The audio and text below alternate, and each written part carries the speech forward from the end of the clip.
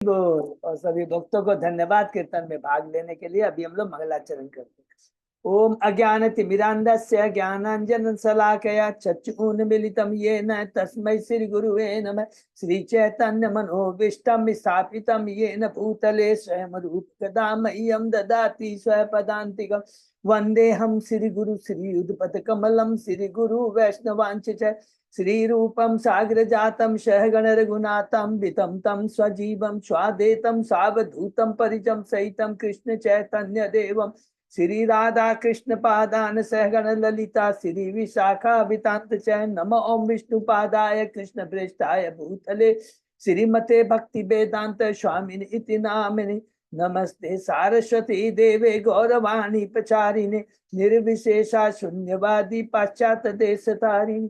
वांछा कल्पतरुभ्यश्च कृपा सिन्धुभ्येव च पतितानां पावनेभ्यो वैष्णवेभ्यो नमो नमः। नमो महावदान्याय कृष्ण प्रेम पदायते कृष्णाय कृष्ण चैतन्य नामने गौरत्विषे नमः। हे कृष्ण करुणा सिंधु दीन बंधु जगतपते गोपेश गोपिका कांत राधा कांत नमस्तुते। तप्त कांचन गौरांगी राधे बिंदाबनेश्वरी विषभानुसुते देवी प्रणमामि हरिप्रिय। नीलांचल निवासाय नित्याय परमात्मने बलभद्र सुभद्रायां जगन्नाथाय ते नमः। जय श्री कृष्ण चैतन्य प्रभु नित्यानंद श्री अद्वैत गदाधर श्रीवासादि गौर भक्त बिंद मुखम करोति वाचालम पंगु लंगे कृम यत्कृपातमहं वंदे श्री गुरुमतीन तारिणम परमानंद माधवम श्री चैतन्येश्वरम। हरे कृष्ण कृष्ण कृष्ण हरे हरे हरे राम राम राम हरे। श्री श्री मंगलाचरण की जय। शिला प्रभुपाद की जय। हरे कृष्णा। आज की इस भागवतम चर्चा में सभी भक्तों का हार्दिक स्वागत है। सभी भक्तों के चरणों में मेरा सादर दंड प्रणाम है। याद करेंगे गुरु आचार्य पर वैष्णव साधु कि जिनकी असीम कृपा हम लोगों के ऊपर है कि हम तो भक्त लोग सब मिल करके भागवतों के ऊपर चर्चा कर पा रहे हैं। बहुत ही ये मुश्किल है, दुर्लभ है, लेकिन ये सौभाग्य हमें प्राप्त हुआ है। कैंटो 7 के हम लोग दूसरे अध्याय में पहुंच गए हैं। शीर्षक है असुर राज हिरण्यकशिपु। तो कितना सुंदर यहाँ पर ज्ञान है कि भगवान का ज्ञान, लेकिन उसको अपने जीवन में उतारना बहुत ही जरूरी है। ज्ञान सफिशिएंट नहीं है, उसको अपने जीवन में उतारना बहुत जरूरी है। ज्ञान तो असुरों को भी होता है, जो कि हम यहाँ पर देखते हैं किस प्रकार हिरण्यकशिपु ज्ञान दे रहा है। इसके पहले हम लोगों ने जो पहला अध्याय कंप्लीट किया 7वां घंटे का, उसके बारे में पढ़ते हैं। ये अध्याय कैंटो 7 शुरू होता है एक प्रश्न से। किसके प्रश्न से? परीक्षित महाराज गोस्वामी से कि क्या भगवान भी पक्षपात करते हैं? अरे भगवान के पास तो सब कुछ है, भगवान किसी के ऊपर निर्भर नहीं है, न चाहे देवताओं के ऊपर, और दूसरे न असुरों से डरते हैं क्योंकि सुसम काल है। तो इसके उत्तर में उत्तर देते हैं सुखदेव गोस्वामी जी, बहुत सुंदर उत्तर देते हैं। कहते हैं भगवान कभी भी पक्षपात नहीं करते। स्वयं भगवत गीता में भगवान ने कहा सम्मोहम सर्वभूतेषु न मे द्वेष्यो अस्ति न प्रिय है। हे अर्जुन, न तो किसी से प्रति ईर्ष्या और न किसी का पक्षपात करता हूं, मैं तो सबों के प्रति संभाव रखता हूं। और इसके उत्तर में बहुत सुंदर एक तो कथा चर्चा सुनाते हैं, जो कि पूरे भागवतम कैंटो 7 में हम लोग सुनेंगे। किसके बीच है? संवाद युधिष्ठिर महाराज और नारद के बीच। और ये संवाद कब हुआ? जब युधिष्ठिर महाराज राष्ट्रीय यज्ञ कर रहे थे, तो वहां पर देखिए कौन कौन थे राष्ट्रीय यज्ञ में। सब लोग थे, राजा, बड़े बड़े राजा, योगी, मुनि, नारद, सब लोग वहां पर थे। कर्ण, दुर्योधन, आप किसी का भी नाम लीजिए, सब लोग वहां पर थे। सब लोगों ने कहा कि ठीक है, अग्र पूजा कृष्ण को ही दी जाए। केवल एक जन था जिसका विरोध करता है, वो है शिशुपाल।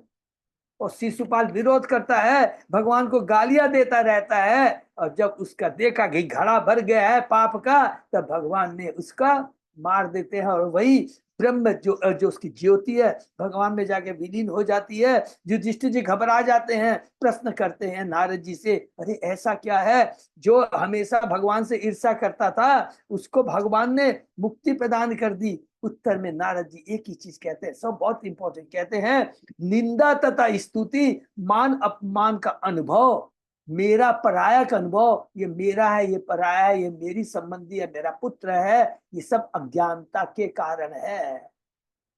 अज्ञानता बहुत इंपॉर्टेंट चीज है। बोला अज्ञानता के कारण है, अज्ञानता के कारण जीव मनुष्य सत्य को तो असत्य समझता है और असत्य को सत्य समझ लेता है।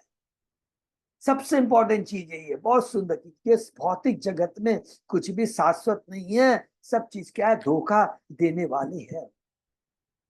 नारद जी आगे कहते हैं, हे युधिष्ठिर, शिशुपाल धन तो पहले भगवान के पार्षद थे, लेकिन ब्राह्मणों के शाप से वो वैकुंठ लोक से उतर करके उन्हें भौतिक जगत में आना। तब युधिष्ठिर कहते हैं, अरे भगवान के पार्षद भक्तों को भी नीचे आना पड़ता है? तो उत्तर में कहते हैं, नहीं,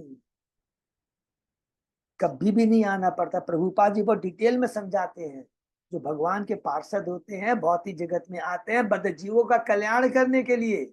और उनको कौन भेजते हैं? भगवान के आदेश से वो आते हैं। योग माया उन्हें भेजती है, भगवान की योग माया कार्य करती है। इवन स्वयं भगवान जब इस भौतिक जगत में आते हैं लीला करने के लिए, तो अपने इवेंट मैनेजर योग माया को इंस्ट्रक्शन देते हैं, क्या, अरे मैं जब नीचे भौतिक जगत में जाऊं तो मुझे भुला देना कि मैं भगवान हूं, मैं लीला कैसे करूंगा।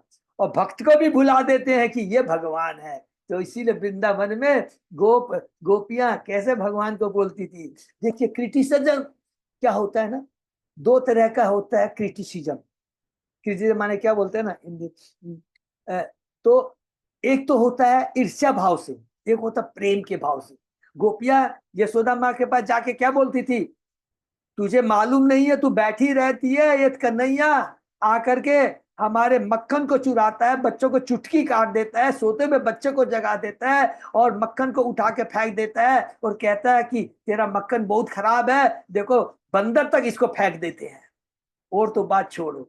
और इस तरह वो कहती थी। तो ये क्या था, प्रेम भाव से क्रिटिसिज्म, उसमें भक्ति का भाव है। और दूसरा एक ईर्ष्या के भाव से भगवान को जो शिशुपाल करता है। तो कहता भगवान इस सब को कुछ नहीं लेते हैं। उसके बाद में नारद मुनि एक और प्रश्न करते हैं, कहते हैं कि मुझे ये बताइए कि ये असुर कैसे बने। तो उसके बारे में बहुत सुंदर कि तो उसके बारे में वो बताते हैं कि एक बार चतुष कुमार बैकुंठ में गए, द्वार जय विजय, उन्होंने उन्हें बैकुंठ लोक में जाने नहीं दिया। वो क्रोधित हो जाते हैं, उन्हें शाप देते हैं कि तुम्हें भौतिक जगत में जाना पड़ेगा। लेकिन भगवान के भक्त सदैव कृपालु होते हैं, याद रखेंगे। हमने पढ़ा है कार्तिक महीने दामोदर लीला के अंदर में हमने पढ़ा है कि नारद मुनि ने भी शाप दिया था नल कुबेर और नल कुबेर जो इसके कुबेर के जो दोनों पुत्रों को, लेकिन हयग्रीव, मणिगिरी मणिगिरी अरे दोनों को उन्होंने साप दिया था।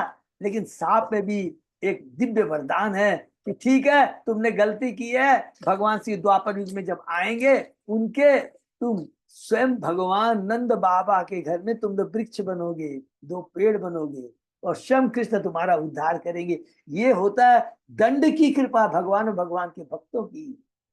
हमेशा याद है, पुतना को देख लीजिए, शिशुपाल को देख लीजिए, किसी को भी आप देख लीजिए, हैं। तो इस प्रकार उनके अभिशाप से वो क्या हुआ कि भौतिक जगत में आए, 3 जन्म लिया। हिरण्यकशिपु ने अपने पुत्र भक्त प्रहलाद को नाना प्रकार के कष्ट दिए, किंतु वह भगवान की शक्ति द्वारा सुरक्षित था। उन कह रहे हैं ये बात, नारद जी कहते हैं। और उसके बाद में बताते हैं कि किस प्रकार फिर युधिष्ठिर फिर एक प्रश्न करते हैं। क्या प्रश्न करते हैं, हिरण्यकशिपु तथा उनके पुत्र प्रहलाद महाराज की भी ऐसी शत्रुता क्यों थी, नंबर 1। और प्रहलाद महाराज भगवान कृष्ण के इतने बड़े भक्त कैसे बने। तो ये सारे प्रश्न प्लीज याद रखिए। परीक्षित महाराज प्रश्न कर रहे हैं, क्या पक्षपात करते हैं? बोले नहीं। उसके उत्तर में कौन सी लीला सुनाते हैं, युधिष्ठिर कौन सुनाते हैं, सुखदेव गोस्वामी जी किसको सुनाते हैं, परीक्षित महाराज को। कौन सी लीला, जो युधिष्ठिर महाराज और नारद जी के बीच में वार्ता हुई, सब लीला है। भगवान के भक्त एक दूसरे जो वार्ता करते हैं ये सब लीला है, सुंदर कहते हैं। और युधिष्ठिर महाराज प्रश्न करते जा रहे हैं कि भगवान पक्षपात करते हैं? बिल्कुल नहीं करते हैं। देखो ना शिशुपाल गालियां देता था, लेकिन भगवान ने उसको मुक्ति प्रदान। अच्छा, दूसरी बात प्रश्न करते हैं, भगवान के भक्तों का भी नीचे डाउनफॉल होता है कि नहीं, वो तो केवल प्रचार करने के लिए आते हैं भगवान के आदेश से। किसी को भी आप ले दीजिए, चेतन चरमात्मा विद्या अद्वैताचार्य को लीजिए, गदाधर पंडित को लीजिए, नित्यानंद प्रभु को लीजिए, श्रीवास को ले लीजिए, किसी को भी ले लीजिए, स्वरूप दामोदर को ले लीजिए, मुरारी गुप्त को ले लीजिए, जगानंद पंडित को ले लीजिए, सब भगवान के पास आते हैं लीला करने के लिए। फिर तीसरा कहते हैं अरे भगवान ये शत्रु, भगवान ये भगवान का परम भक्त, वो शत्रु कैसे बना? बोलो ये शत्रु। फिर वो लीला सुना, एक एक करके सुना रहे हैं। फिर नारद जी उत्तर देते हैं कि क्या उत्तर देते हैं कि दूसरे अध्याय में हमने शुरू किया, शीर्षक असुराध। नारद जी कहते हैं जब भगवान बराह ने हिरण्यकश्यपु के छोटे भाई हिरण्याक्ष का वध कर दिया तो वो क्रोधित हो जाता है और उसके सोचने लगता है कि भगवान जिसके आशा की जाती है संभाव रखने वाले हैं, लेकिन माया के वशीभूत हो गए। हरि बोल। उन्होंने देवताओं का पक्ष किया है, अब मैं अपने त्रिशूल से मैं अपने विष्णु का सर काट दूंगा और उसके रक्त से मेरा, जब उसका जो रक्त है जो मेरे भाई को बहुत प्रिय था, उसका रक्त का शौकीन था, और इस प्रकार मैं उसकी आत्मा को शांति दूंगा और मैं भी शांत हो जाऊंगा। और इस प्रकार वो कहता हुआ कहता है कि क्या क्या चीज कहता है, जा करके अपने सूच को जाके सारी तपस्या यज्ञ वैदिक अध्ययन अनुष्ठान जितने भी हो रहे हैं इस भौतिक जगत सबको खत्म कर दो। एकमात्र ब्राह्मण संस्कृति को नष्ट करने से क्या होगा, विष्णु का अगर मैं मार दूंगा, विष्णु की कृपा किस पे होती है? देवता सब पर उन्हीं की कृपा है। अगर विष्णु नहीं रहेंगे तो सब कुछ खत्म हो जाएगा, पेड़ की जड़ को काट देंगे, पत्तियां फूल फल सब अपने आप सूख जाएंगे। और इस प्रकार सारे असुर दैत्यों के आगे अनुसार पूरे भौतिक जगत में जाते हैं और सब कुछ नष्ट ध्वस्त कर देते हैं। और उसके बाद में हिरण्यकश्यपु क्या कहता है, सिख अपने ज्ञान देता है, जो कल हम लोगों ने पढ़ा, बहुत ही इंपॉर्टेंट तत्व ज्ञान, आत्मा का ज्ञान किस किस को देता है? दीति अपनी माता को, अब हिरण्याक्ष की पत्नी को, और अपने भतीजों को शिक्षा देता है। बहुत सुंदर बात कहता है कि जिस प्रकार एक भोजनालय में, प्याऊ में या धर्मशाला में राहगीर आते हैं, कुछ समय के लिए साथ रहते हैं और उसके बाद वो अपने अपने गंतव्य स्थानों को चले जाते हैं, उसी प्रकार जीव आता है, संबंध बनाता है, किसी का पुत्र बनता है, किसी की पत्नी बनती है, किसी का मित्र बनता है, और एक समय के बाद में वो अपने कर्म स्वभाव के अनुसार सब कुछ छोड़ के चला जाता है और दूसरा शरीर धारण कर लेता है। आत्मा की मृत्यु नहीं होती क्योंकि वह नित्य तथा शाश्वत है। भौतिक कलमश से मुक्त होने के कारण वह भौतिक या आध्यात्मिक जगतों में कहीं भी जा सकती है, क्योंकि आत्मा तो सत्व है, सच्चिदानंद है, मुक्त है, अकलुषित है। यह आत्मा भौतिक शरीर से पूर्णतः भिन्न है। अपनी थोड़ी सी अल्प स्वतंत्रता का दुरुपयोग करने के कारण उसे भौतिक शक्ति, बहिरंग शक्ति द्वारा सूक्ष्म और स्थूल शरीर धारण करना पड़ता है। सूक्ष्म स्थूल शरीर सबको मालूम है ना, 5 सूक्ष्म शरीर है, मन बुद्धि सॉरी 3 सूक्ष्म शरीर है, मन बुद्धि अहंकार, और 5 सूक्ष्म है, पृथ्वी अग्नि जल वायु आकाश। इन 8 से ये हमारा भौतिक शरीर बना हुआ है और इसके कारण उसे तथा भौतिक सुख तथा दुख सहने पड़ते हैं। कितनी बड़ी बात लिखा है। वास्तविक जो भौतिक जगत का सुख है ना, सुख नहीं है, इसको बड़े मोटे अक्षर में लिख लेंगे, ये दुख का कारण है। इसके अंदर ये धोखा देता है, आज है कल नहीं रहेगा, आज हमारा बहुत हरा भरा परिवार है कल नहीं रहेगा, आज धन है कल नहीं रहेगा, आज हमारे पास में सम्मान है समाज का कल नहीं रह सकता है, सब टेम्परेरी है। इसलिए हमेशा ये धोखा देते हैं। अतः जीव को इस शरीर को छोड़ने पर शोक नहीं करना चाहिए। इस प्रसंग में फिर वो एक बहुत सुंदर कथा सुनाता है। किसकी कथा सुनाता है? राजा सुयज्ञ की। कहाँ का राजा है? कुशीनवर का। सुनाता है कि किस प्रकार जब उसकी मृत्यु हो जाती है उसकी रानियां कैसे उसका शोक करती है, और उसी बीच जब रानियां शोक करती रहती है तो यमराज जी बालक के रूप में वहां पहुंच जाते हैं और बहुत सुंदर बात कहते हैं। यमराज क्या कहता है, आप सब लोग मुझसे बड़े हैं फिर भी इस शरीर के प्रति इतने मोहग्रस्त हैं। हर मनुष्य को यह शरीर छोड़ना पड़ता है। बद्धजीव अज्ञात स्थान से आते हैं और मृत्यु के बाद अज्ञात स्थान को पुनः लौट जाते हैं। हम शरीर छोड़ने के बाद या खुद वो हम नहीं जानते हैं कहाँ जाएंगे, और दूसरे की तो बात ही छोड़िए। हम फिर बहुत इंपॉर्टेंट बात कहते हैं, मैं एक छोटा सा बालक हूं, हमारे माता पिता ने मुझे जीवन संघर्ष के लिए अकेला छोड़ दिया है, किंतु आज तक कोई भी हिंसक पशु न न हमें खाया है, न कष्ट दिया है, क्योंकि हमें दृढ़ विश्वास है कि जिस भगवान ने हमें माता के गर्भ में भी सुरक्षा की है, वही हमारी सर्वत्र रक्षा कर रहे हैं और करते रहेंगे। ये सुंदर बौद्ध तत्व ज्ञान जो हमने पढ़ा, और इसके आगे और यमराज क्या कहते हैं बालक के रूप में, हम लोग अभी चर्चा करेंगे। ओम नमो भगवते वासुदेवाय। ओम नमो भगवते वासुदेवाय।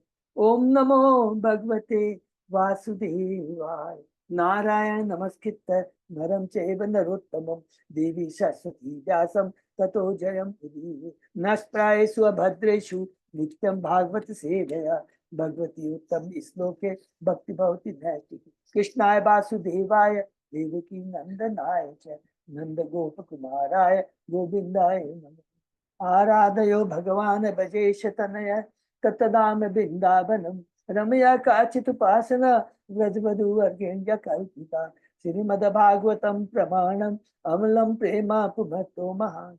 श्री चैतन्य महाप्रभो मतमिदं तत् आदरो न पर। हरे कृष्ण कृष्ण कृष्ण हरे हरे, हरे राम राम राम हरे हरे। कैंटो 7 अध्याय 2 शीर्षक असुर राज हिरण्यकशिपु, श्लोक नंबर 39। हरि बोल। थैंक यू सो मच प्रभु। तो हम लोग शुरू करते हैं। य इक्षुयो एष सिजन्ति इदम अव्ययो य एव रक्षति अवलुम्पते च यः तस्य अवला तस्याबला की कीडनं माहु ईष्यतु चराचरम निग्रह संग्रहे प्रभु।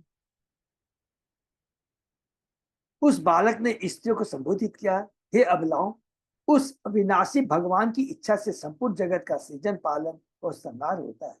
यह वेदों का निर्णय है। ये वेद कह रहे हैं, मैं नहीं कह रहा हूं। वेद भगवान से ही निकले हैं, ये भगवान कह रहे हैं। चर तथा अचर से युक्त यह भौतिक सृष्टि उनके खिलौने के समान है। हरि बोल। परमेश्वर होने के कारण वे इसको विनिष्ट करने तथा इसकी रक्षा करने में पूर्ण समर्थ। इस प्रसंग में रानियां तर्क कर सकती है, यदि भगवान ने हमारे पति की रक्षा गर्भ में की थी तो अब वे क्यों नहीं करें। इस प्रश्न का उत्तर यह है, न इच्छयेष सुजति तम अव्ययो एव रक्षत अलुपते। अवलुपते माने संहार करता है। अनुपंथते यह कोई भगवान के कार्यों की आलोचना नहीं कर सकता। हरि बोल। क्योंकि हमारी इंद्रिया अपूर्ण है, भगवान की इंद्रिया पूर्ण है।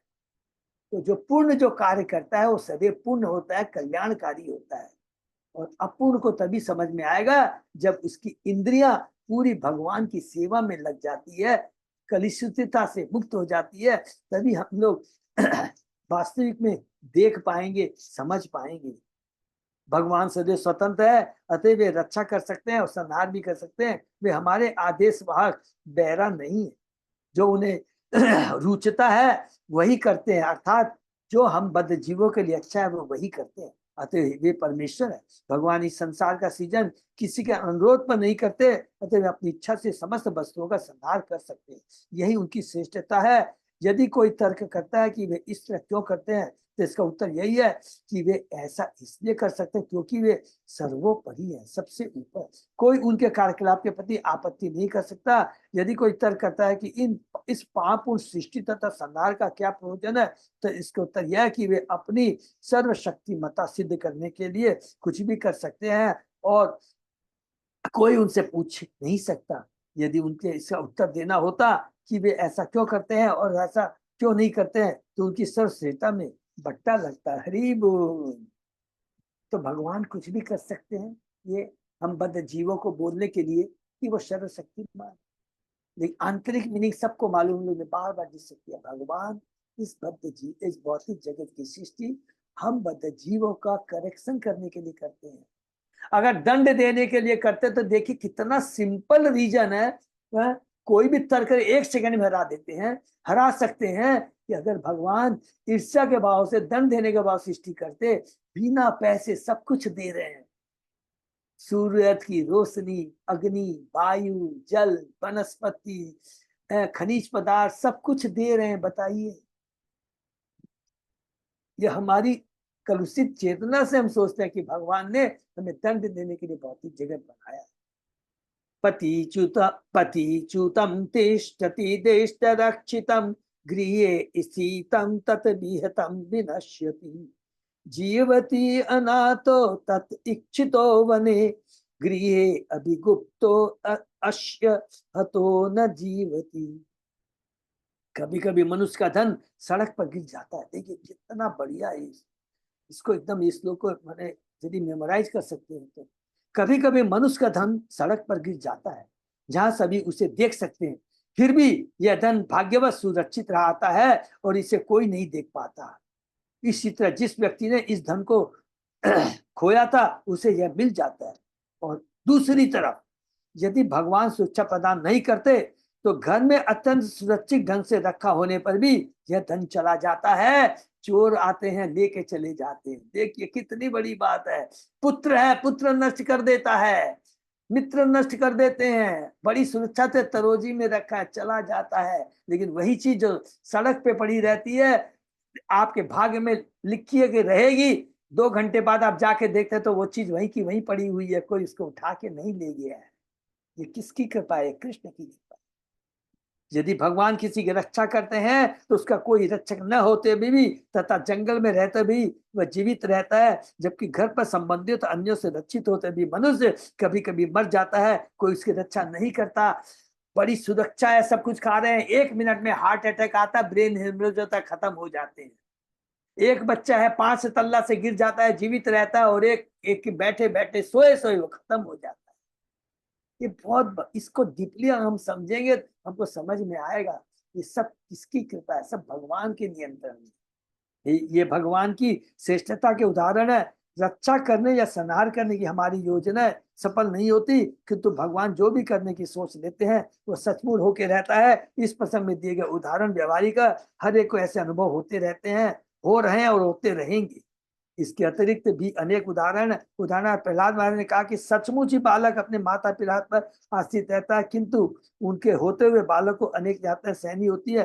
कभी कभी अच्छी से अच्छी दवा अनुभवी वैद्य के होते भी रोगी बच नहीं पाता, क्योंकि सब कुछ भगवान की मुक्त इच्छा मर्जी पर निर्भर करता है। अतः हमारा एकमात्र कर्तव्य है कि हम उनकी शरण में जाए, उनका आश्रय खोजे, जो सर्व कारण कारणम है। हरि बोल। अरबपति है, सब कुछ पैसा है, बहुत चेष्टा किया, सब जगह लेके गया, लेकिन नहीं बचा पाता है। कितनी प्रैक्टिकल हम लोग जीवन में डे टू डे हम देखते हैं, लेकिन माया के प्रभाव में हम सब कुछ भूल जाते हैं। भूतानि ते ते निज योनि कर्म भी भरवंति काले न भवंति सर्वश न तत् आत्मा प्रकृतापि स्थित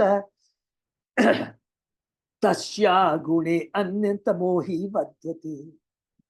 प्रत्येक बद्धजीव अपने कर्म के अनुसार भिन्न प्रकार का शरीर पाता है, और जब उसका कार्य समाप्त हो जाता है तो शरीर भी नष्ट हो जाता है। यद्यपि आत्मा विभिन्न प्रकार के सूक्ष्म तथा स्थूल शरीरों में स्थित रहे, किंतु वह उनसे बंधा नहीं रहता, क्योंकि वह व्यक्त शरीर से सदा संपूर्णतः भिन्न माना जाता है। एक निश्चित समय के बाद में आत्मा इस शरीर को छोड़ कर करके दूसरे शरीर में जाता है, कोई रोक नहीं सकता।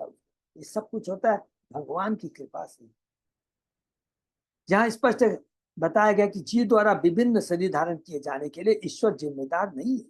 जीव को प्रकृति के नियमों तथा अपने अपने कर्म के अनुसार शरीर धारण करना होता है। हरि बोल। अतः वैदिक शास्त्र, वैदिक आदेश है कि भौतिक कार्यों में संलग्न व्यक्तियों को ऐसे निर्देश दिए जाए जिससे वह अपने कार्यों को भगवान की सेवा में लगा सके और बारंबार जन्म मरण के भव बंधन से छूट के स्वकर्मणा तम अवर्यचर्य सिद्धि विंदति मानव है। भगवान तो सदा ही निर्देश देने के लिए तत्पर रहते हैं। बोल।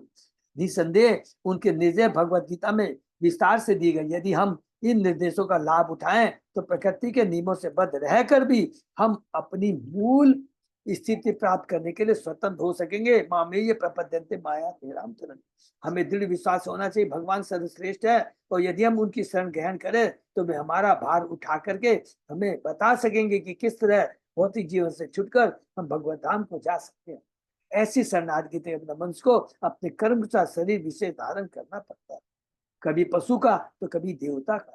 यद्यपि शरीर यथा समय मिलता और विनष्ट होता है, किंतु आत्मा शरीर में मिलता नहीं, अपितु उन गुण विशेष के वशीभूत होता है जिससे वह पाप पुण्य ढंग से जुड़ा रहता है। आध्यात्मिक शिक्षा से मनुष्य की चेतना बदल जाती है, हरि बोल, जिससे वह भगवान की आज्ञाओं का पालन करता है और प्रकृति के गुणों के प्रभाव से मुक्त हो जाता है। तो प्रकृति के गुणों पर मुक्त हो जाता है। इस भौतिक जगत में रहते हुए भी हम भौतिक प्रकृति के प्रभाव से मुक्त हो सकते हैं, हरि बोल। इदं शरीरं पुरुषस्य मोहजं यथा पृथं भौतिकम् ईयते गृहं यथोदके पार्थिव तेजसे जनः कालेन जातो विकृतो विनश्यति। जिस प्रकार एक गृह स्वामी अपने घर से पृथक होते हुए भी अपने घर को अपने से अभिन्न मानता है, उसी तरह अज्ञानवश बद्धजीव इस शरीर को आत्मा मान बैठता है, यद्यपि शरीर आत्मा से वास्तव में भिन्न। यह शरीर पृथ्वी जल तथा अग्नि के अंशों संयोग से प्राप्त होता है, और जब वे कालक्रम में रूपांतरित हो जाते हैं तो शरीर विनष्ट हो जाता है। आत्मा को शरीर के इस सृजन तथा विलय से कुछ भी लेना देना नहीं रहता है, हरि बोल। हम एक शरीर से दूसरे शरीर में ध्यानांतर करते हैं। ये शरीर हमारे मोह से जन्म, मोह के कारण, किंतु आत्माएं भौतिक बद्ध जीव से पृथक विद्यमान है। यहाँ पर उदाहरण दिया गया कि घर या मोटर कार उसके स्वामी से पृथक होता है, किंतु बद्ध जीव आसक्ति का उसे अपने से अभिन्न सोचता है। मोटर कार या घर वास्तव में भौतिक तत्वों से बना होता है। जब तक भौतिक तत्व सही ढंग से मिले रहते हैं तो मोटर कार या घर का अस्तित्व रहता है, किंतु उनके विलग होते ही घर या मोटर कार भी ध्वस्त हो जाती है। किंतु आत्मा तो सदैव जैसा का तैसा रहता है।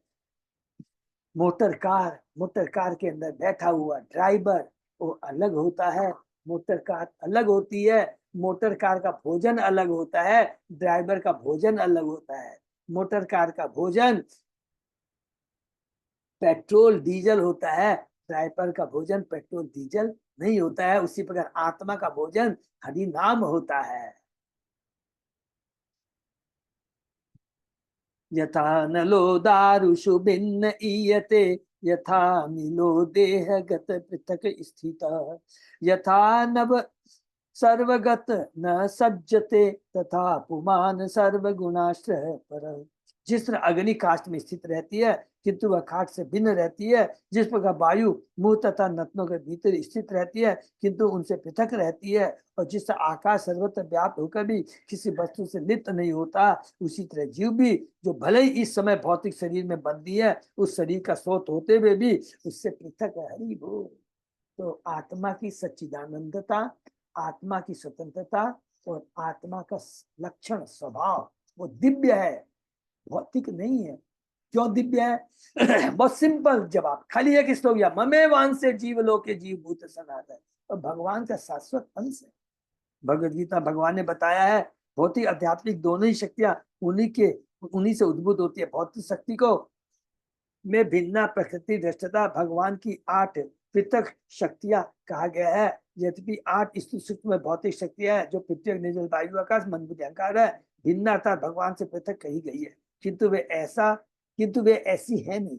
जिस प्रकार अग्नि काश से पृथक प्रतीत होती है और जिस तरह नतुन से होकर निकलने वाली वायु शरीर से भिन्न लगती है, उससे परमात्मा जीव से भिन्न लगता है, किंतु एक ही साथ वह भिन्न तथा अभिन्न दोनों होता है। यही श्री चैतन्य महाप्रभु द्वारा प्रतिपादित अचिंत भेदाभेद तत्व का दर्शन है। सबको मालूम है, फिर भी अंडरलाइन कर लेंगे क्योंकि बहुत लोग कंफ्यूज होता है। अचिंत भेदाभेद का मतलब है खाली एकदम सुपर एक चीज नोट कर रख लेंगे, शक्ति और शक्तिमान। माने शक्ति और शक्तिमान एक तरह से अलग दिखेंगे, जैसे सूर्य की रोशनी और सूर्य का गोला, लेकिन शक्ति शक्तिमान के ऊपर निर्भर करती है। यदि सूर्य नहीं है तो सूर्य की रोशनी नहीं रहेगी। तो एक होते हुए भी दोनों अलग अलग है, इसी को बोलते हैं अचिंत भेदा भेद। जब भी किसी को समझाना एग्जाम्पल से समझाएंगे वो तुरंत समझ जाएगा।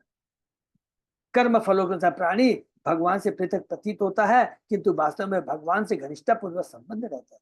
फलस्वरूप भले ही इस समय हम भगवान द्वारा उपचित लगे, लेकिन हमारे कार्यक्रम के प्रति सदैव सजग रहते हैं। देखिए कितनी बड़ी, हमको लगता भगवान हमारी उपेक्षा कर रहे, नहीं, भगवान परमात्मा के रूप में एक एक पल एक एक क्षण हमारे कार्यों को देखता है, हमें गाइड करता है। कभी भी हम कोई गलत काम करते हैं तो हमको अंदर से आत्मा बोलती है ना, परमात्मा बोलते नहीं ये काम गलत है।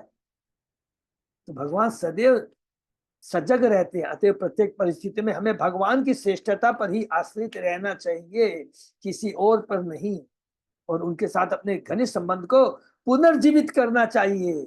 हम जो भगवान को भूल गए हैं, जो संबंध टूट गया है, उसे पुनः हमें स्थापित करना है।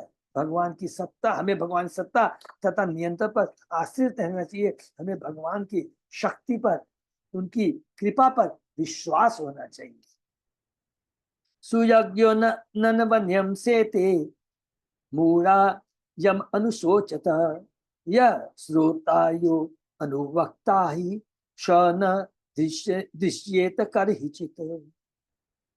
यमराज ने आगे कहा, हे सुख शोक करने वालों, तुम सारे के सारे मूर्ख हो।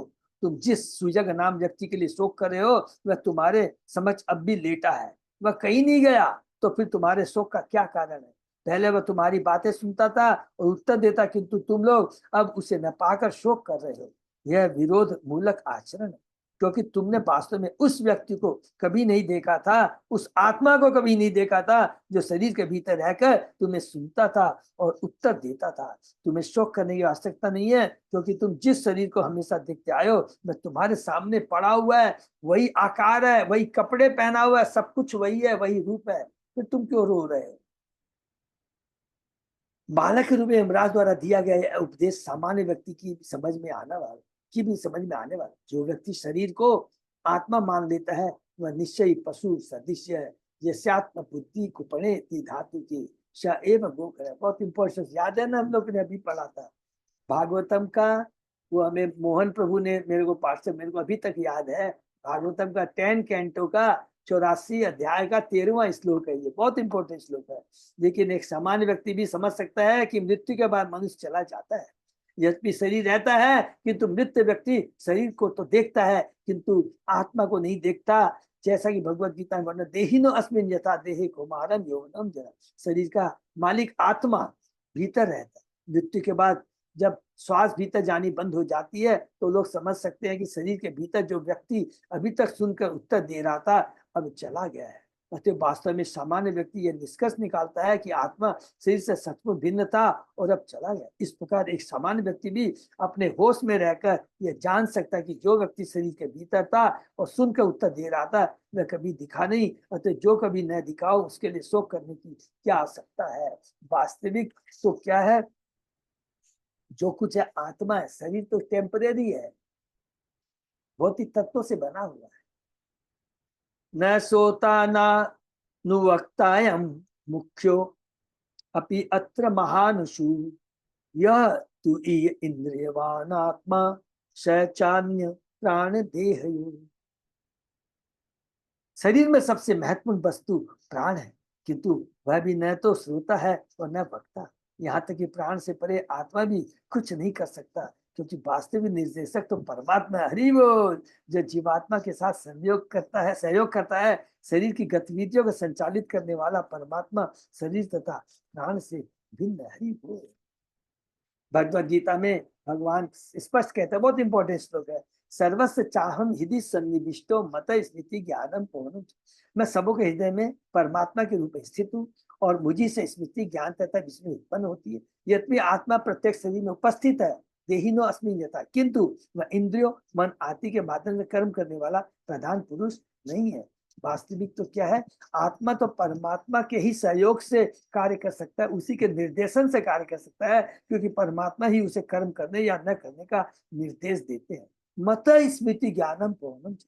कोई उनकी स्वीकृति के बिना कर्म नहीं कर सकता, क्योंकि परमात्मा उपद्रष्टा तथा अनुमंता तथा साक्षी तथा अनुमति देने वाले दोनों है। हरि बोल। जो व्यक्ति प्रामाणिक गुरु के निर्देशन के में अध्ययन ध्यान से अध्ययन करता है वही इस असली ज्ञान को समझ सकता है। प्रामाणिक गुरु ही ये चीज हमें दिव्य तत्व, दिव्य सत्य के बारे में बता सकते हैं कि भगवान की व्यष्टि आत्मा माने जीव के समस्त कार्यकलापों के संचालक एवं उन कार्यों के फलों के नियामक है। प्रत्येक आत्मा के भगवान क्या है? मालिक है। वो हम सब भगवान के शाश्वत अंश हैं। भगवान के निर्देशन में हम कार्य करते हैं। जो भी ज्ञान, स्मृति, अपोहन जो भी होता है उसके पीछे भगवान ही रहते हैं, भगवान की शक्ति रहती है। यद्यपि जीवात्मा में इंद्रियां होती है किंतु वह वास्तविक स्वामी नहीं होता। हरि बोल। स्वामी तो परमात्मा होता है। सारे भौतिक इंद्रियां जो की भी है, जो कुछ भी है, सब भगवान के निर्देशन में ही कार्य करते हैं। इसीलिए परमात्मा को क्या कहा गया है? ऋषिकेश, इंद्रियों के स्वामी। फलस्वरूप परमात्मा को ऋषिकेश कहा जाता है और परमात्मा प्रत्येक जीवात्मा को यही सलाह देते हैं कि उनकी शरण ग्रहण करके सुखी बन जाए। सर्वधर्मान् परित्यज्य मामेकं शरणं। इस प्रकार वह अमर होकर वैकुंठ लोक को जाता है। वहां उसे नित्य, देखिए, नित्य ज्ञानमय एवं आनंदमय जीवन की परम सफलता प्राप्त होती। सच्चित आनंद। निष्कर्ष यह है कि जीवात्मा शरीर, इंद्रिय, प्राण तथा शरीर के वायु से भिन्न है और उसके ऊपर परमात्मा होता है जो उसकी सारी सुविधाएं प्रदान करता है। जो जीवात्मा परमात्मा के लिए सब कुछ करता है वह शरीर के भीतर सुखपूर्वक निवास करता है। हरि बोल। हरे कृष्णा प्रभु जी, प्राण और आत्मा अलग अलग होते हैं क्या हाँ हाँ प्रभु? हाँ माता जी, आप भूल गए ना। आप लोग हाँ भूल गए कि हमने जब बताया था। अच्छा, जब आपने प्रश्न किया है कि जब अहंकार, मिथ्या अहंकार सतोगुण में होता है, रजोगुण में होता है, तमोगुण में होता है। तो जब मिथ्या अहंकार रजोगुण में होता है तो उससे क्या क्या चीज निकलते हैं? बुद्धि, प्राण, 5 कर्मेंद्रियां, 5 ज्ञानेंद्रियां। और जो बुद्धि होती है वो किसको मदद करती है? ज्ञानेंद्रियों को मदद करती है। और प्राण किसको मदद करता है? कर्मेंद्रियों को मदद करता है, कार्यशील बनाता है। ठीक है माता जी? हाँ, ये चीज सब लोग याद रखें। ठीक है ना? फिर से हम लोग रिपीट करेंगे। जब सर्ग के बारे में हमने पढ़ा था, कैंटो 2 में पढ़ा, कैंटो 3 के अंदर में पढ़ा है। तो ये सारी चीजें हम फिर से उसी प्रकार जब मिथ्या अहंकार रजोगुण, तमोगुण में होता है तो क्या क्या आते हैं? 5 इंद्रिय विषय, शब्द, स्पर्श, रूप, रसगंध, और 5 ये पृथ्वी, अग्नि, जल, वायु, आकाश। उसी प्रकार जब मिथ्या अहंकार सतोगुण के अंदर में रहता तो क्या क्या आता? माइंड, माइंड और सेंस देवता। ठीक है ना माता जी? ये सब आते हैं। और जब सृष्टि खत्म होते थे फिर इस तरह से सिमट जाते, सब अपने आप से में सिमट जाता है, प्राण चला जाता है, सब कुछ चले जाते हैं, सिमट जाते हैं। ठीक है ना? तो वो अलग। हरि बोल। भूतेन्द्रिय मनो लिंगान, लिंगान देहान उच्चवान विभु भजती उत सृजति ही अन्य तत्च अपिशेन तेजसा।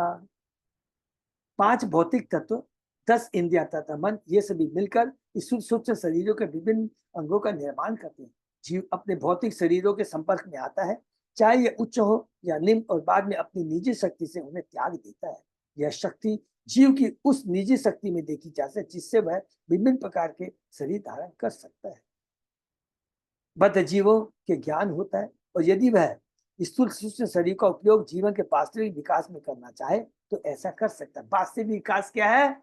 जीवन के मनुष्य योनि का विकास, कि असत्य के प्रति आसक्ति को छोड़कर सत्य के प्रति आसक्ति, ये जीवन में ये वास्तविक उन्नति है, यही वास्तविक विकास है। भौतिक जगत में रहकर ये मैंने विकास किया, इतना धन लिया, इतनी उपाधि, मेरा इतना बड़ा समाज, देश, राष्ट्र, सब हमारे इतनी इज्जत करते हैं, ये वास्तविक विकास नहीं, ये तो बंधन का कारण है। और ये भी केवल इसी जीवन के है, उसके बाद कोई पूछेगा भी नहीं, याद भी नहीं करेगा। अतएव यहाँ कहा गया है कि वह अपनी उच्च बुद्धि से स्वयं तेजसा सही स्रोत अर्थात गुरु या आचार्य से प्राप्त श्रेष्ठ ज्ञान की श्रेष्ठ शक्ति से अपने बद्ध जीव को भौतिक शरीर में छोड़कर भगवत धाम वापस जा सकता है। हरि बोल। क्या सुंदर बात लिखा है। इसके लिए एकमात्र क्या, गुरु आचार्य के संपर्क में आने से हमें श्रेष्ठ ज्ञान मिलेगा और उस श्रेष्ठ ज्ञान की दिव्य शक्ति से अपने बद्ध जीवन को हम त्याग करके अपने शाश्वत धाम, भगवान के धाम जा सकते। किंतु यदि वह अपने को संसार के अंधकार में रखना चाहता है तो फिर वह भी कर सकता है। भगवान इसकी पुष्टि भगवत गीता में इस प्रकार करते हैं, क्योंकि भगवान ने कहा अल्प स्वतंत्रता का कहीं भी आप सदुपयोग भी कर सकते हैं, दुरुपयोग भी करते हैं। यान्ति देवता देवान पितृ यान्ति पितृवता भूतानि यान्ति भूतजा यान्ति मध्याजिनो अभिभाव। जो लोग देवताओं की पूजा करते हैं वे देवता बनकर जन्म लेंगे, जो भूत प्रेतों की पूजा करते हैं वैसे जीवों के बीच जन्मते हैं, जो पूर्वजों की पूजा करते हैं वे पूर्वजों के पास जाते हैं, पितरों के पास जाते हैं, और जो मेरी पूजा करते हैं वे मेरे साथ रहते हैं। माने मेरे जो मेरी पूजा करते हैं मेरे धाम वैकुंठ लोग गोलोक को जाते हैं। बाकी सब इस भौतिक जगत में ही अलग अलग जो 14 भुवन में जिसमें जहां इच्छा जा सकती। मनुष्य का शरीर मूल्यवान है, कोई चाहे तो इस शरीर का उपयोग उच्च लोक तथा पितृलोक जाने के लिए कर सकता है, माने भौतिक उच्च लोक याद रखिए, या इसी अधोलोक में रह सकता है, किंतु यदि वह प्रयत्न करे तो भगवत धाम वापस जा सकता है। यह शक्ति परमात्मा रूप में भगवान द्वारा प्रदान की जाती है। अतः भगवान कहते हैं मत स्मृति ज्ञानम पौनम, बुद्धि से स्मृति ज्ञान तय विस्मृति उत्पन्न है। यदि कोई भगवान से असली ज्ञान प्राप्त करना चाहता है तो बारंबार शरीर धारण करने के बंधन से मुक्त हो सकता है। हरि बोल। यदि कोई भगवान की भक्ति स्वीकार करता है और उनकी शरण में जाता है तो भगवान उसे भगवताम वापस जाने का निर्देश देने के लिए तैयार रहते हैं। किंतु यदि कोई मूर्खतावश अपने को अंधकार में रखना चाहता है तो वह भौतिक जीवन बिता सकता है। यावत लिंग अवनीतो ही आत्मा तावत कर्म निबंधनम ततो विपर्य कलेशो माया योगे अनुवर्तते। जब तक आत्मा मन बुद्धि तथा मिथ्या अहंकार से युक्त सूक्ष्म शरीर द्वारा आवृत रहता है तब तक वह अपने सकाम कर्मों के फल से बंधा रहता है। इस आवरण के कारण आत्मा भौतिक शक्ति से जुड़ा रहता है, अतः उसे उसी के अनुसार जन्म जन्मांतर भौतिक दशा एवं विपर्यों को भोगना पड़ता है। जीव सूक्ष्म शरीर द्वारा बंधा हुआ है जिसमें मन बुद्धि तथा मिथ्या सम्मिलित रहते हैं। अतएव मृत्यु के समय की मानसिक स्थिति अगले शरीर का कारण है। सूक्ष्म से मन बुद्धि आकार कारण बनती है। जैसा कि भगवत गीता में पुष्टि है, यम यम वापि स्मरण भावम तज्जयन्ते कलिर। मृत्यु के समय मन उस मानदंड को निर्धारित कर देता है जिसे आत्मा दूसरे प्रकार के शरीर में ले जाया जाता है। यदि जीव मन की आज्ञा का विरोध करता है और मन को भगवान की प्रेमा भक्ति में लगाता है तो मन उसे नीचे नहीं गिरा सकता। हरि बोल। अतः सारे मनुष्य का कर्तव्य है कि मन को सदैव भगवान के चरण कमलों में संलग्न सर्वे मन कृष्ण पदार बिंदियो। जब मन कृष्ण के चरण कमलों में लगा रहता है तो बुद्धि विमल हो जाती है और उसे परमात्मा से प्रेरणा प्राप्त होती है। परमात्मा से प्रेरणा प्राप्त होती है, नहीं तो माया देवी प्रेरणा देगी, माया शक्ति प्रेरणा देगी। ददामी बुद्धि हो कम तम सत्युक्तानां भस्तां प्रीति ददामी बुद्धि होकम। इससे जीव का भव बंधन से मुक्ति की दिशा में प्रगति करता है। जीवात्मा सकाम कर्म के नियमों के अधीन रहता है किंतु परमात्मा इनके अधीन नहीं होता। जैसा कि वैदिक उपनिषद में पुष्टि है, परमात्मा तथा जीवात्मा एक शरीर में बैठे हुए दो पक्षियों की तरह है। जीवात्मा शारीरिक कर्मों के फल खाकर सुख या सुख भोगता है, लेकिन परमात्मा ऐसे बंधन से मुक्त होने के कारण साक्षी बना रहता है और जीवात्मा इच्छा उसे कर्मों की अनुमति देता रहता है। माने हमारी अल्प स्वतंत्रता का हम जैसे भी उपयोग करना चाहते हैं, भगवान प्रकृति के माध्यम से उसकी व्यवस्था कर करके हमें वो कार्य करने देते हैं, हमें इस भौतिक चीज को भोगने में मदद करते हैं। वितता विनिवेशोऽयं यत् गुणेषु अर्थ दृक्वच यथा मनोरथ स्वप्न सर्वम इंद्रियकम निशा। प्रकृति के गुणों माने तीन गुणों तथा उनसे उत्पन्न तथा के सुख तथा दुख को वास्तविक रूप से देखना तथा उनके विषय में बातें करना व्यर्थ है। जब दिन में मन विचरत रहता है और मनुष्य अपने को अत्यंत महत्वपूर्ण सोचने लगता है, या जब वह रात में सपने देखता है और अपने को किसी सुंदरी के साथ रमन करता देखता है तो ये मात्र मिथ्या स्वप्न होते हैं। इसी प्रकार से भौतिक इंद्रियों द्वारा उत्पन्न सुख और दुखों को व्यर्थ समझना चाहिए, क्षणिक का धोखा देने वाला है। भौतिक इंद्रियों के कार्यकलापों से समाप्त होने वाले सुख दुख वास्तविक नहीं होती। अतः भगवत गीता ऐसे सुख की बात करती है जो भौतिक जीवन बोध से परे है। सुखम आतिकम यत यत बुद्धि ग्राह्यम इतेन्द्रियम। जब हमारी इंद्रियां भौतिक कलम से शुद्ध हो जाती है तो वे अतीन्द्रिय अर्थात दिव्य इंद्रिया बन जाती है। हरि बोल। माने भौतिक इंद्रियों के परि और जब ये दिव्य इंद्रियों के स्वामी ऋषिकेश की सेवा में लगी रहती है तो मनुष्य को असली दिव्य आनंद प्राप्त हो जाता है। अपने सूक्ष्म मन के मनोरथ द्वारा हम जो कुछ भी सुख या दुख निर्माण करते हैं उसमें यथार्थ वास्तविकता नहीं होती। हरि बोल।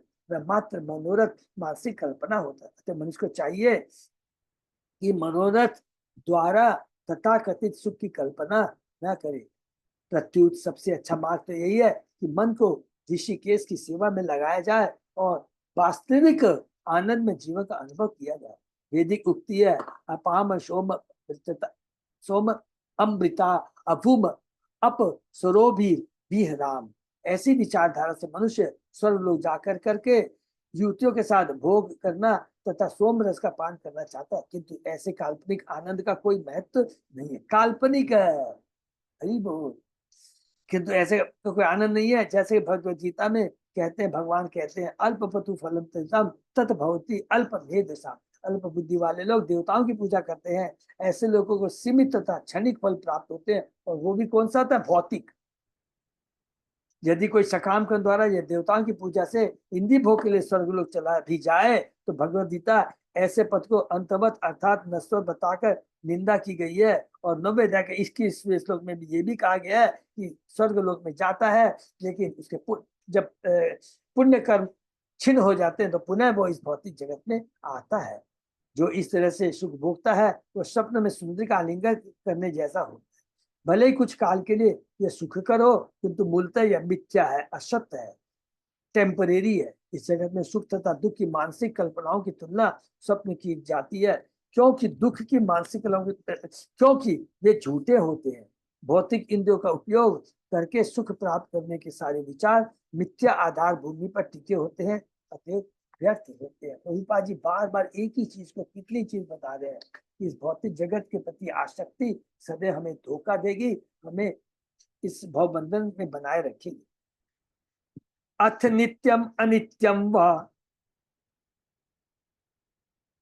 नेह सोचंती तत्विदः ज्ञान यथा शक्ति कर्तु स्वभाव सोचता। जिन्हें आत्मस्या का पूरा पूरा ज्ञान है, जो यह भली बात जानते हैं कि आत्मा नित्य है किंतु शरीर नरवस है, वे शोक द्वारा अभिभूत नहीं होते। किंतु जिन्हें आत्मस्या का ज्ञान नहीं होता वे शोक करते हैं, अतः मोहग्रस्त व्यक्ति को शिक्षित कर पाना कठिन। मीमांसा दार्शनिकों के साथ प्रत्येक वस्तु नित्य है और शाक्य दार्शनिकों के साथ प्रत्येक वस्तु मिथ्या या अनित्य अर्थात अस्थायी है। तो भी आत्मा के असली ज्ञान के बिना ऐसे दार्शनिक मोहग्रस्त रहते हैं और शुद्धों की तरह शोक करते हैं। अतः श्री सुखदेव गोस्वामी ने परिचित महाराज से कहा, वो स्वत्व्यादिनी राजेंद्र निर्णाम शांति शास्त्र अपश्यताम आत्म तत्व गृहेशु गृह मेधी नाम। हरि बोल। हे राजेंद्र, जो लोग भौतिकता में उलझे हैं वे परम सत्य के ज्ञान के प्रति अंधे होने से मानव समाज में अनेक विषयों का श्रवण करते हैं। भौतिक कार्यकलापों में लगे हुए सामान्य मनुष्य को जानने के लिए अनेकानेक विषय, क्योंकि ऐसे लोग आत्मसहायक को नहीं समझते। अतः मनुष्य को आत्मसहायक की शिक्षा ग्रहण करनी चाहिए, जिससे जीवन की किसी भी परिस्थिति में अपने व्रत पर अटल रहे। इससे वास्तविक गृहस्थ बनना है, गृह मेधी नहीं बनना है। गृह मेधी का जीवन है इक्वल टू पशु योनि जीवन, एकदम सिंपल है। लुब्ध को विपिने कश्चित पक्षी नाम निर्मितो अंतक वितत्य जालम विदधे तत्त प्रलोभयन।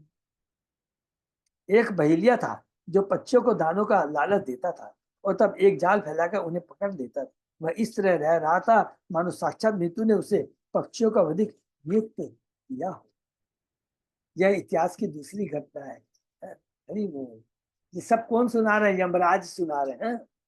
कुलिंग मिथुनम तत्र विचरत समदृश्यत दृश्यत तयो कुलिंगी सहसा लुब्धकेन प्रलोभिता। जंगल में घूमते हुए उस बहेलिया ने कुलिंग पक्षियों का एक जोड़ा देखा। उन दोनों में से मादा पक्षी बहेलिया के प्रलोभन में आ गई। सा असजत सीच तंत्र्याम महिष्य कली यंत्रिता कुलिंगताम तथा आपन्नाम निरीक्ष्य वृष दुखित स्नेहात अकल्प कृपण कृपणाम पर्यदेवयत्। हे सुयक की रानियों, नर कुलीन पक्षी अपनी पत्नी को विधाता के अत्यंत स्वप्नपूर्ण चंगुल में पड़ी देखकर अत्यंत दुखी हुआ। इसने बाद बेचारा पक्षी अपनी पत्नी को छुड़ा न सकने के कारण उसके लिए शोक करने लगा। अहो अकुरुण देव स्त्रिया आकुर्णाय विभु कृपणम माम अनुशोचन्त्या दीनया किम करिष्यति। ओह, विधाता कितना क्रूर है। मेरी पत्नी असहाय होने से ही ऐसी विषम स्थिति में और मेरे लिए विलाप कर रही है। भला विधाता इस बेचारी पक्षी को लेकर क्या पाएगा, उसे क्या लाभ होगा। कामम नये तुम हम देव किम अर्धेनात्मनो ही में दिनेन जीवता दुखम अनेन विदुरायुषा। यदि निर्दय विधाता मेरी अर्धांगिनी मेरी पत्नी को ले रहा है तो वह मुझे भी क्यों नहीं ले जाता। आधा शरीर लेकर और अपनी पत्नी की छति से वीर हित मेरे जीने से क्या लाभ, मुझे इस तरह से क्या मिलेगा। देखिए, कथम तु अजात पछाणतान मातृहीनान विभर भी अहम मंद भाग्य पति छंते नीदे में मातरम प्रजा। अभागे पक्षी के बच्चे मातृहीन होकर अपने घोंसले में उसकी प्रतीक्षा कर रहे हैं कि वह आए तो उन्हें खिलाए। वे अभी भी बहुत छोटे हैं और उनके पंख तक नहीं उगे हैं, मैं उनका किस प्रकार पालन कर सकूंगा। नर पक्षी अपने बच्चों की माता के लिए शोक कर रहा है, क्योंकि माता ही बच्चों का पालन करती है और उनकी शुश्रूषा करती है। लेकिन यमराज ने एक छोटे बालक के वेश में पहले ही बता दिया है कि यद्यपि उसकी माता ने उसे बिना किसी देख रेख के जंगल में घूमना छोड़ दिया था, किंतु भेड़िया था अन्य हिंसक पशु ने उसे नहीं खाया था।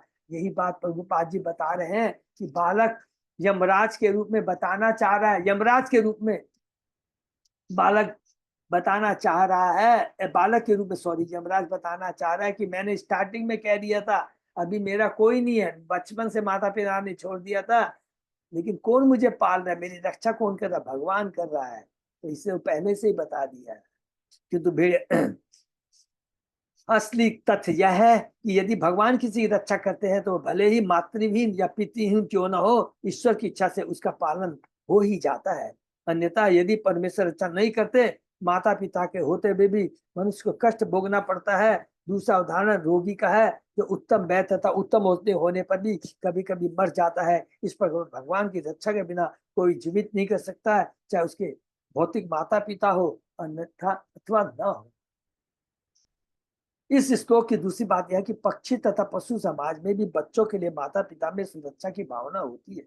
मानव समाज के विषय में तो कहना ही व्यर्थ है, किंतु कलयुग में मनुष्य इतना पतित हो चुका कि माता पिता अपने बच्चों को गर्भ में विज्ञान का यह बहाना लेकर मार डालते हैं कि गर्भ के भीतर बालक में कोई प्राण नहीं होता, क्योंकि अत्यंत प्रशिक्षित चिकित्सक ऐसा अभिमत देते हैं। अतः आजकल के माता अपने बच्चों को गर्भ में ही मार डालते हैं। मानव समाज कितना पतित हो चुका है, उनका वैज्ञानिक ज्ञान इतना आगे बढ़ चुका है कि वे अंडे तथा भ्रूण के भीतर जीवन नहीं मानते। इतना देखिए कितना बड़ा व्यंग कसते हैं प्रभुपाद जी। उनका वैज्ञानिक ज्ञान इतना आगे बढ़ गया है कि वे अंडे भ्रूण के भीतर जीवन नहीं मानते। अब ये तथाकथित विज्ञानी रासायनिक विकास का सिद्धांत प्रस्तुत करने के लिए नोबेल पुरस्कार प्राप्त कर रहे हैं। किंतु यदि रासायनिक संयोग ही जीवन के स्रोत है तो फिर सारे विज्ञानी रसायन शास्त्र के बल पर अंडा निर्मित क्यों नहीं कर लेते और उसे इंक्यूबेटर में रखकर उसे से मुर्गी क्यों नहीं निकाल लेते। हरि बोल हरि बोल हरि बोल। उनका उत्तर क्या है, वे अपने वैज्ञानिक ज्ञान के आधार पर एक अंडा तक नहीं उत्पन्न कर सकते, एक घास का तिनका तक नहीं बना सकते। ऐसे वैज्ञानिकों को भगवत गीता में माया अपित्त ज्ञाना कहा गया है। गीता के 7वें अध्याय का 15 सोलवा तो बहुत इंपॉर्टेंट है। अर्थात ऐसे मूर्ख जिनके असली ज्ञान को हर लिया गया हो, ये ज्ञानी पुरुष होने का नहीं अपितु विज्ञानी तथा होने का स्वांग भरते हैं। यद्यपि उनके तथाकथित सैद्धांतिक ज्ञान से व्यावहारिक परिणाम प्राप्त नहीं हो सकता। हरि बोल। तो यही पर हम लोग विराम देते हैं। बहुत ही सुंदर है, जो चीज हमने पूरा गीता में पढ़ा है सेम चीज यहाँ पर देखिए। हम लोग क्या है, माया के 3 गुणों के प्रभाव में है, भूल जाते हैं। यहाँ हम लोग कितने बैठे हैं, देखिए सबको ज्ञान है, लेकिन जब बार बार पढ़ते हैं तो क्या होता है कि जो हम भूल गए हैं उसको पुनः उसके पुनः माने याद आता है, हमारी जो चेतना कलुषित है वो सही स्थान पे आती है। इसीलिए कहा गया है सदैव शास्त्र गुरु शुद्ध भक्तों का संग बनाए रखना चाहिए। इसलिए भगवान कहते हैं अहेतु की अप्रहिता, भगवान की भयतु बिना किसी अहेतु कोई भौतिक इच्छा के और अप्रहिता कंटिन्यू होनी चाहिए। इसमें कोई भी रुकावट सोचेगी कि अरे आज कोई बात नहीं है, 365 दिन ही तो मैं रत जप माला करता हूँ और 365 दिन तो भागवतम सुनता हूँ, 2 दिन नहीं सुना तो कौन सा पहाड़ ढह जाएगा। क्या बात, बहुत देखिए क्लियर। 1 सेकंड में माया हमें घुमा सकती है, 1 सेकंड में माया हमें भ्रमित कर सकती है, 1 दिन की तो बहुत बड़ी बात है। आप देखिएगा कभी भी मन में रहता है, एक सिंपल सा एग्जांपल डिस्कस करते हैं। मन में द्वंद है, अच्छा आज मुझे यहां जाना है, आज मुझे यहां जाना है, तो यदि भौतिक वाले से बात करें, यार रोज ही तो क्लास करते हो ना, रोज ही क्या फर्क पड़ता है, चलो आज। तो बात करते करते मेरे को याद आ गया, मैं आप लोगों से शेयर करना चाहूंगा। बहुत 3 दिन पहले मैंने अच्युत अजय प्रभु को फोन किया, प्रभु आपका तो आज 31 लास्ट है कल, तो आपका तो पूरा रिटर्न में फाइल करना पड़ेगा, बहुत समय आपको लगेगा होगा। तो प्रभु ने कहा प्रभु कोई खास बात नहीं है, कल एकादशी है, भक्तों का संग मिलेगा। ये सामने बैठे, मैं इतना प्रभावित हुआ, मैं कोई बातें नहीं कर रहा हूं, प्रभु से पूछ, इतना मैं प्रभावित हुआ। ये चीज होती है, तो पूरा तैयार करना, प्रयत्न करते रहना, ये बहुत दुर्लभ है। आज हम लोग जो कर पा रहे हैं ना, बहुत दुर्लभ है। इसलिए मैं बात बीच बीच में श्री संगीता माता जी को याद करता हूँ, बोलता हूँ, माता जी ने बोल के जबरदस्ती शुरू करवाया। ये चीज बहुत है, ये बहुत बड़ी कृपा है। हम सब एक दूसरे के लिए नहीं करेंगे, एक जन भी हो लोग, आप सोचेंगे मैं अकेला बैठ के कर दूंगा, कुछ नहीं कर पाएंगे। वो भी इस कलयुग में हमेशा मस्त दुश्चिंता बनी रहती है, ये रहता है। तो इसलिए प्लीज हम लोगों को ये ज्ञान है, लेकिन सदैव बना रहे, जीवन में उतार पाए, इसके लिए भक्तों का संग बहुत जरूरी। हरे कृष्णा। तो यही तो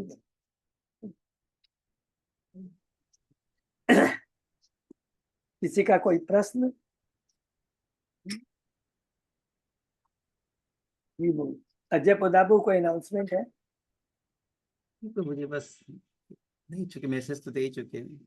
हरी बोल। बस थोड़ा सा वो 9 तारीख को सब लोग हैं ज्वाइन जरूर करेंगे, ठीक है ना, तो बहुत जरूरी है, ठीक है ना। और भद्र पूर्णिमा का मैसेज दिया है, भद्र पूर्णिमा सितंबर में कितना 18 सितंबर है या समथिंग है, तो ये बहुत अच्छा दिन होता है। तो इस समय क्या है, जितने लोग से ज्यादा गीता भागवतम का हमें क्या करना है, वितरण करना है, डिस्ट्रीब्यूशन करना है।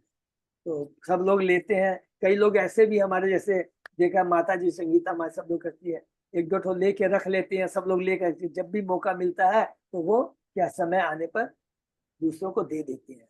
तो ये भद्र पूर्णिमा में भागवतम का दान बड़ा ही आध्यात्मिक फल प्रदान करे, भौतिक नहीं, आध्यात्मिक फल प्रदान करने वाला होता है, तो इसको भी याद रखिए। हरे कृष्ण। भक्तों का बहुत बहुत धन्यवाद। से विराम देते हैं। कृष्ण।